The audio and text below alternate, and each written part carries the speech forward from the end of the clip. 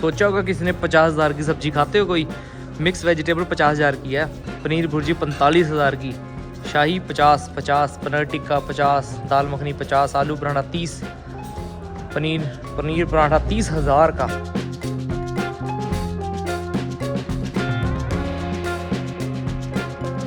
ये देखो भाई, ये लड़का ना बंक मार के आया है स्कूल से, जंप मार के दीवार टप के स्कूल से आ गया। देखो भाग रहे हैं स्कूल के बच्चे, दीवार टप के भागते हैं। यहाँ पे भी लोग बंक मारते हैं भाई मैं तो खुद देख के हैरान हूँ। वो देखो वो जा रहा है, वो भागता हुआ चला गया। वो देखो इधर से दीवार टपी इसने और भाग गया। पीछे मेरे देख रहे हो ना, इनफिन बैंक है ये, पीछे दिख रहा होगा। यहाँ पर आया था मैं करेंसी एक्सचेंज करवाने। मेरे पास ना 320 जो ताजक सोमानी थे वो बचे हुए थे। मैंने सोचा चेंज करवा लूँ, यहाँ के जो लोकल करेंसी है सोम में चेंज करवा लेता हूँ, उज़्बेक सोम में। 3 बैंकों में जाया, तीनों ने मना कर दिया। साथ वाली कंट्री है इनकी, फिर भी नहीं करते एक्सचेंज। पहली बार सुन रहा हूँ यार, किसी कंट्री में पड़ोसी कंट्री के पैसे चेंज ही नहीं करते। ना यहाँ पर ब्लैक मार्केट है, ना पर कोई मुझे अभी तक मनी एक्सचेंज वाला मिला। जो थे बॉर्डर पे ही थे, वो बड़ा रेट कम दे रहे थे। मैंने सोचा चल यार बैंक में करवा लूँगा, साथ वाली कंट्री या कॉमन सेंस है, इसमें तो चेंज कर ही देंगे। चेंज ही नहीं कर रहे। अब इन्होंने 2-3 जगह कॉल करी, वहाँ जाके कहते कि हमारे यहाँ तो चेंज करते ही नहीं जी, पूरे अफगानिस्तान इसमें उज़्बेकिस्तान में चेंज ही नहीं करते। इनकी कुछ पॉलिसी होगी, पता नहीं क्या चक्कर है, बेकार सिस्टम है यार। अब बंदा पैसे लेके आए तो कहाँ चेंज करवाए, कहते सिर्फ डॉलर ही लेते हैं, ताजिक सोम ही लेते ही नहीं हम। मैं कहा बड़े अजीब बंदे हैं। चलो वापस चलते हैं। 2 किलोमीटर दूर आया था, अपने हॉस्टल से 2 किलोमीटर दूर आया था। मुझे लगा चल चेंज करवा लूँगा, अब नहीं हो रहे। फंस जाता है यार, बॉर्डर पे ही चेंज करवा लेनी चाहिए। इन कंट्रीज़ में ना आपस में बनती नहीं, इस करके करेंसी नहीं एक्सचेंज करते, और इतने लोग इधर से उधर जाते हैं, पता नहीं कहाँ चेंज करते हैं। और नए दिन में सेंट्रल एशिया के एक देश से, उज़्बेकिस्तान से आपका स्वागत है। मैं उसकी कैपिटल हूँ ताशकंद में, और यहाँ से हमारी जर्नी का एंड होता है। 3 महीने का ट्रिप था। थाईलैंड से होते हुए हम गए थे थाईलैंड, कंबोडिया, वियतनाम, फिर वियतनाम से लाओस, फिर वहाँ से गए थे चाइना के बाद गए हम काज़ाकिस्तान, उज़्बेकिस्तान जिसमें अभी मैं हूँ, उसके बाद गए हम ताजिकिस्तान, उसके बाद गए हम अफ़गानिस्तान, फिर अफ़गानिस्तान से फिर वापस आए ताजिकिस्तान, और ताजिकिस्तान से फिर वापस आए उज़्बेकिस्तान। यहाँ से हमारी फ़्लाइट है आज रात की। आज हमारा आखिरी दिन है। अभी मैं थोड़ी देर पहले हॉस्टल में बैठा था, तो हॉस्टल की दीवारों पे बहुत सारे लोगों ने नाम लिखे हुए थे, तो मैंने भी लिख दिया अपना। मैं आपको जाके दिखाऊंगा कि हॉस्टल का एक छोटा सा टूर दे दूंगा, ताकि जब सामान उठाने जाऊंगा। लगेज मैंने रख दिया अपने वापस हॉस्टल में ही, और हॉस्टल से जब हम जाएंगे, रात की फ़्लाइट है हमारी। अदरवाइज़ हमने बुक करी थी अफ़गानिस्तान से आ रही थी यार 60,000 की इंडिया की फ़्लाइट, और हालांकि सिर्फ 3-2 घंटे की फ़्लाइट होगी। 60,000 की फ़्लाइट आ रही थी, हमने वहाँ से कैंसिल करी। और उसके बाद मेरे को लगा ताजिक से सस्ती मिल जाएगी, ताजिक से 38,000 की आ रही थी, और यहाँ से मिली हमें 11,200 रुपये की फ़्लाइट मिली है, जो 2.5 घंटे में इंडिया पहुँचा देगी। ये यहाँ का बेनिफिट है थोड़ा सा। और ये दोपहर का थोड़ा सा टाइम है, ऑलमोस्ट कह सकते हो आप 3-4 बजे होंगे। देखता हूँ एक सेकंड कितना हुआ है। 5 बज गए भाई, 3-4 नहीं 5 बज गए। और अभी हम जा रहे हैं कुछ खाने के लिए। थोड़ा सा लेट उठे थे, और हमारा हॉस्टल पूरी तरह से पूरा बुक हो चुका है।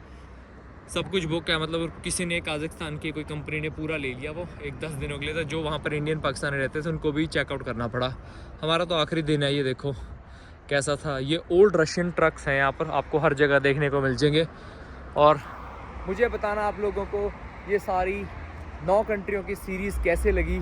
इसके बाद हम जाएंगे किसी और कंट्री में। अगर आप चाहते हो मैं अपने डेली ब्लॉग भी दिखाऊं, अपने फैमिली ब्लॉग भी दिखाऊं, तो कमेंट करके ज़रूर बता देना कि आपको मेरे फैमिली ब्लॉग्स भी देखने हैं। तो मैं फैमिली ब्लॉग भी बनाना शुरू कर दूंगा इसके बाद, क्योंकि इंडिया जाना है, थोड़ा टाइम रेस्ट करेंगे, फिर अगली कंट्री की तरफ जाएंगे। मतलब बाहर ही बैठ के ओपन लगा रखा है। जब हम यहाँ पे आए थे आज से 1 महीना पहले, उस टाइम पे क्या था, उस टाइम पे यहाँ पे बर्फ़ थी, बहुत ज़्यादा बर्फ़ हुआ करती थी। अब इतनी बर्फ़ नहीं है।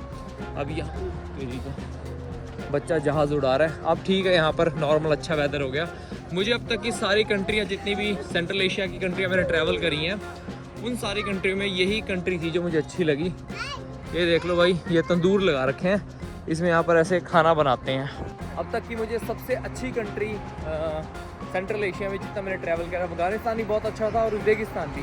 काज़ाकिस्तान मुझे कुछ खास लगा नहीं है, वो ठीक सा ही लगा, इतना कुछ मज़ा नहीं है काज़ाकिस्तान में। ताजिक में भी ठीक है, एवरेज। ये थोड़ा सा आप कह सकते हो ज़्यादा अनएक्सप्लोर्ड जगह है, यहाँ पर बहुत सारी जगह एक्सप्लोर करने वाली हैं, और बहुत छोटी छोटी कंट्रियाँ हैं। सिमिलर सी दिखती हैं सारी, ये 3-4 कंट्री सिमिलर सी दिखती हैं।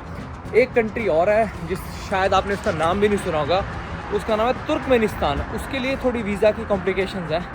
अगर आपको अच्छा लग रहा होगा तो कमेंट्स करके बताना, एक बार मैं ज़रूर जाऊँगा तुर्कमेनिस्तान भी। वो कह सकते हो आप सेंट्रल एशिया का नॉर्थ कोरिया है, बहुत सारी रिस्ट्रिक्शन है वहाँ पर जाने के लिए। ये कुछ ऐसा माहौल है, जाते टाइम सब चीज़ें अच्छी लगती है ना, वैसा ही लग रहा है, वैसा लग रहा है कितना सुंदर वेदर हो रखा है, सब कुछ प्यारा हो रहा है। जब भी हम किसी कंट्री से इंडिया की तरफ जाते हैं ना, वो आखिरी दिन इंडिया की याद भी बहुत आती है और वो कंट्री अच्छी भी बहुत लगती है।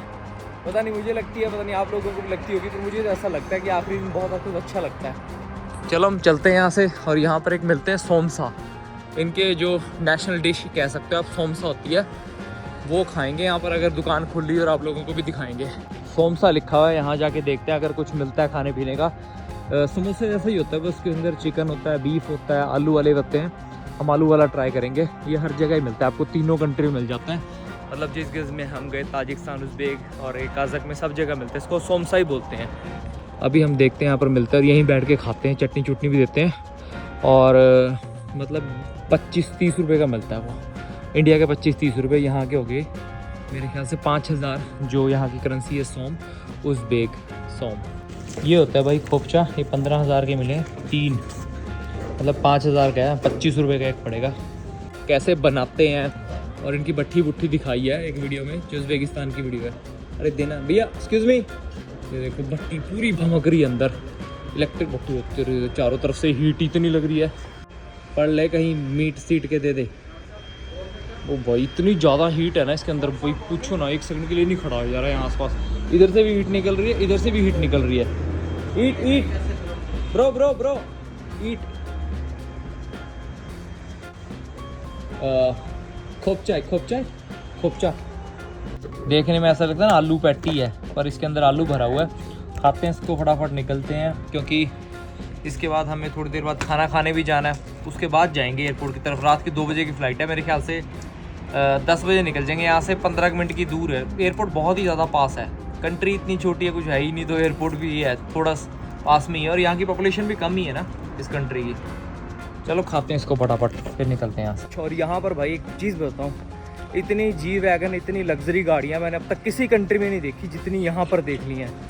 ये देखो एक से गाड़ियाँ खड़ी हैं, देखो G wagon with ब्राविस cut.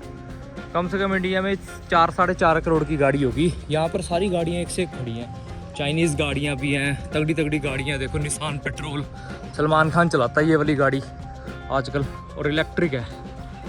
Number plate दूसरी है, इलेक्ट्रिक है शायद, मेरे ख्याल से अभी पीछे जाके पता लग जाएगा इलेक्ट्रिक है कि नहीं है। इलेक्ट्रिक नहीं है, कोई और सिस्टम होगा, हाइब्रिड होगी। इंडिया में हरे नंबर वाली प्लेट, इंडिया में जो हरा नंबर प्लेट होती है वो तो इलेक्ट्रिक होती है, यहाँ पर कुछ और सिस्टम होगा यार। हम आ गए मेन हाईवे पे, हम खाना खाने जा रहे हैं, जो रेस्टोरेंट है जैतून। और जिस पे हम जाते थे द होस्ट पे, उसमें पता नहीं क्या सिस्टम है, कहते हैं वीज़ा कार्ड ही नहीं चलता, बंद कर रखा हो, तो हमें पता क्यों नहीं चला रखा, टैक्स टुक्स का चक्कर होगा इस करके नहीं चला रखा। हम ना अभी यहाँ से जा रहे थे जैतून रेस्टोरेंट की तरफ खाना खाने, तो मैंने देखा यार रोज़ जब यहाँ से जाते हैं खाना खाने के लिए, द होस्ट में जाते हैं, कभी जैतून में जाते हैं, यहाँ पे ना एक नाली बहती है, मेरे साथ साथ बह रही है, आपको दिख रही होगी नाली है। इस नाली में भाई इतना साफ़ पानी है ना, इतना साफ़ पानी है, मैंने अपनी ज़िंदगी में किसी कंट्री में, जापान में गया, उन्हें जापान का कहते हैं कि बहुत ज़्यादा साफ़ है। जापान के जितना ही पानी यहाँ पर नालियों में साफ़ बह रहा है, और ये एक नाली का हाल नहीं है, जितनी भी, वैसे तो अभी सामने यही है, तो इसके बारे में बता देता हूँ। जब भी हम यहाँ से आते हैं नाली में साफ़ ही रखता है, और रात को इतना तेज़ पानी चलता है ना, ऊपर तक चलता है। देखो निशान दिख रहे होंगे आपको, ये देखो ऊपर तक चलता है यहाँ तक, ये देखो ये निशान दिख रहे हैं। और ये देखो भाई, किसी को वहम हो तो ये देख लो, नाली है आगे से आ रही है, और बिल्कुल साफ़ पानी है। और ऐसा नहीं है कि आज ही है, हर रोज़ ही साफ़ रहता है यहाँ पर पानी। बाकी पत्ते पुत्ते तो पेड़ से गिर जाते हैं, पर लेकिन देखो कितना ज़्यादा साफ़ है यार। कंट्री तो no doubt nature wise blessed है, बहुत ज़्यादा सुंदर है। और अभी तो फॉल शुरू हो गया, जब भी किसी का मन हो ना आने का, तो एक लूप बनता है इन कंट्रियों का। काज़ाकिस्तान, ताजिकिस्तान पहले बनता है, काज़ाकिस्तान से आप डायरेक्ट फ़्लाइट लोगे काज़ाकिस्तान जाना, उसके बाद वहाँ से उज़्बेकिस्तान जिसमें अभी हम हैं, ताशकेंट और समरकंद जाना, समरकंद से आप जा सकते हो आप ताजिकिस्तान। चलो आगे इंडियन रेस्टोरेंट यहाँ पर सामने ही है, इंडियन रेस्टोरेंट ही है तो ये किसी अफ़गानी का रेस्टोरेंट है, बट वहाँ पर इंडियन फूड मिलता है, क्योंकि इंडियन को पसंद करते हैं जैसे इंडियन अफ़गानिस्तानी, तो वहाँ पे मेन्यू में इंडियन फूड रखा हुआ है, 2-3 चीज़ें आइटम रखी हुई हैं। Where you learn from Hindi? For movies or customers? Hindi. Where you learn from? कैसे हो भाई? कैसे हो भाई? How you learn that? How you know this thing? अच्छा भाईजान, you from watching movies or somebody told me? अच्छा, हाँ हाँ, okay okay, nice nice.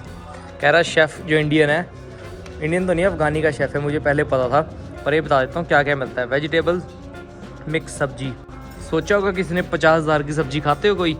Mix vegetable 50,000 की है, पनीर भुर्जी 45,000 की, शाही 50, पनीर टिक्का 50, दाल मखनी 50, आलू पराठा 30, पनीर पराठा 30,000 का, मतलब सोम का, मतलब ये लगा लो कि 10,000 की रोटी है, लगभग 800 या 1,000 रुपये के बीच में 2 बंदों का खाना आता है। ठीक है, मतलब कुछ खास नहीं है। मुझे वहाँ का खाना अच्छा लगता है, जैसे उसका दाहोस्ट का, पर उसकी दिक्कत है वो थोड़ा सा दूर है, और हमारा लास्ट दिन है, मैंने सोचा चल खा के यार निकलना ही है, उसके एयरपोर्ट पे देखेंगे जाके क्या होना है, और इंडिया जाके तो फिर खाना मिल ही जाना है। चलो ठीक है गाइस, आपको खा पी के जब खाना आता है फिर दिखाते हैं कैसा खाना है, क्योंकि मैंने शायद पहली वीडियो में दिखाया नहीं। इस रेस्टोरेंट पे हम नॉर्मली शुरू के दिनों में यहीं आते थे पहले ना। पनीर मटर पनीर मसाला मंगाया था, मटर पनीर और रोटियाँ यहीं मिली हैं, हमें रोटियाँ कहीं और रोटियाँ नहीं मिली, सब जगह नान ही देते हैं। चलो इसको खाते हैं फटाफट। भाई ये था कुछ हमारा हॉस्टल, मतलब जहाँ बैठने का था, ये छोटा सा इन्होंने बैठने का एरिया बनाया हुआ। किचन में दिखा देता हूँ आपको, मैंने शायद दिखाया था पिछले ब्लॉग में, फिर दिखा देता हूँ, जाने लगे हैं ना इस करके। ये कुछ किचन है, हॉस्टल तो बढ़िया है वैसे, ये कुछ सारा कुछ फ्री है, सुबह ब्रेकफास्ट मिलता है। चलो ऊपर चलते हैं, ऊपर दिखाते हैं, निकलते हैं यहाँ से। टैक्सी हमने ऑर्डर कर दी है, वो लेगी 15,000 सोम, ज़्यादा नहीं है, सस्ता ही है। एयरपोर्ट भी पास में ही है यहाँ से, मेरे ख्याल से 3-4 किलोमीटर का फ़र्क होगा, वो ज़्यादा नहीं है एयरपोर्ट भी। और सबसे सस्ती ना यहाँ पर, आप बिलीव नहीं करोगे, उज़्बेकिस्तान में सब कुछ ठीक है, मतलब सबसे सस्ती आपको टैक्सी मिलेगी जो कहीं भी लेके जाती है, क्योंकि गैस पे पेट्रोल पे नहीं है। ये देखो भाई, मैंने अपना नाम लिख दिया यहाँ पर, अगर कोई आता है तो नीचे अपना नाम लिख देना, यहाँ पर भी लिख दिया, यहाँ पर भी लिख दिया। इस टाइम पे देखो यार कितना सुंदर लगता है, ऐसा लगता है ना जैसे हमारे लिए सजाया जाता है, पर ऐसे ही रहता है।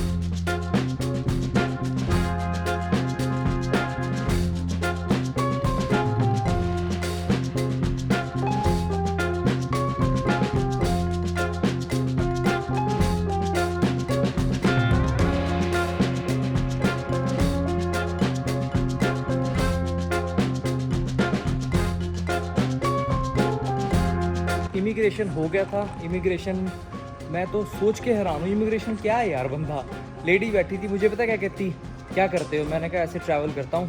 कहती सिर्फ एशिया में ट्रैवल करो, मैं कहा मैं वीज़े देख लो, अफ्रीका के वीज़े भी हैं, चाइना के भी हैं, रशिया के भी हैं। क्या करते हो, मैंने कहा वीडियोज़ बनाते हैं। तो जो मैंने बोला, कहती सिर्फ वीडियोज़ ही बनाते हैं। मैं कहा मेरा काम भी इंडिया में कंस्ट्रक्शन में, मेरा भाई देख लेता है। कहती अच्छा फिर अपना सोशल मीडिया हैंडल दिखाओ। अरे तेरे को सोशल मीडिया से क्या पता लगना है, देखा भी नहीं, वो दूर से देखा, ऐसे देख रही।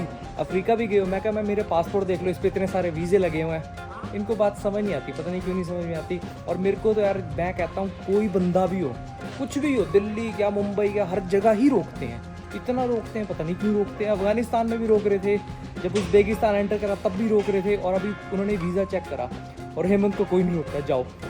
पता नहीं क्यों रोकते हैं इतना ज़्यादा। चलो कुछ नहीं होता, जर्नी का पार्ट है, इनसे कभी हार नहीं माननी, इनका तो बताना है, क्योंकि हमने ट्रैवल करना है और इनकी ड्यूटी है सब चीज़ें करना। और हम एयरपोर्ट के अंदर पहुंच गए हैं भाई। एयरपोर्ट अब तक का मेरी लाइफ का सबसे छोटा एयरपोर्ट बोल सकते हो, इंटरनेशनल एयरपोर्ट है।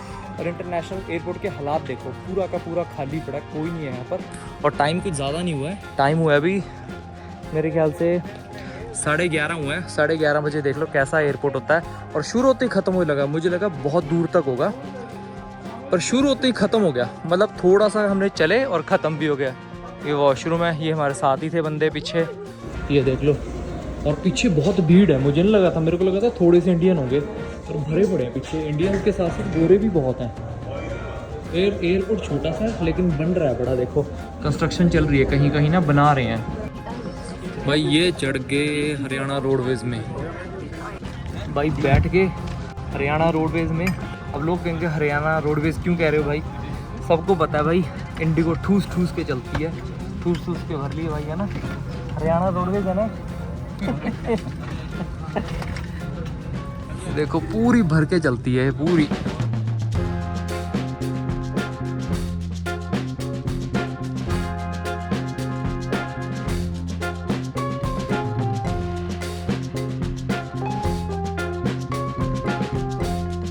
Welcome to India. इंडिया पहुंच गए दिल्ली में। थोड़ा सा बाहर निकल जाऊँ फिर बताता हूँ। थोड़ी शर्म आती है इंडिया में यार ब्लॉगिंग करते हुए। इमिग्रेशन का काउंटर आ गया, पहली बार नीचे से उतरा, अदरवाइज़ ऊपर से उतरते हैं। यहाँ पर बहुत टाइम लगता है कभी कभी, इसलिए फटाफट पहले इमिग्रेशन का क्लियर करते हैं। और यहाँ पे वीडियोग्राफी लाउड नहीं है। चलो भाई फाइनली दिल्ली पहुँच गए हैं, हो गया इंडिया में हमारा स्वागत। चलो अब कुछ खाते हैं चायों से और फिर चलते हैं वापस अपने घर की तरफ। हमें यहाँ से घर चंडीगढ़ पहुँचने में लगेंगे 5 से 7 घंटे लग जाएंगे आराम से।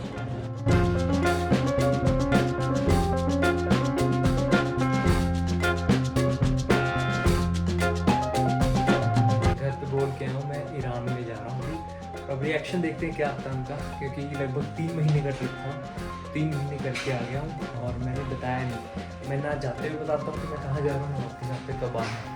मज़ा आता है ऐसे में देखने में। चलो रिएक्शन देखते हैं। यहीं से जर्नी शुरू हुई थी और यहीं पे ख़त्म हो गया है। अगर आप फैमिली ब्लॉग देखना चाहते हो थोड़े बहुत जब तक मैं इंडिया में हूँ तो लाइक शेयर एंड कमेंट करके बता देना। अदरवाइज नहीं देखना चाहते तो भी बता देना, नहीं डालूंगा फिर मैं। कुछ बोलो। अच्छा आ गया।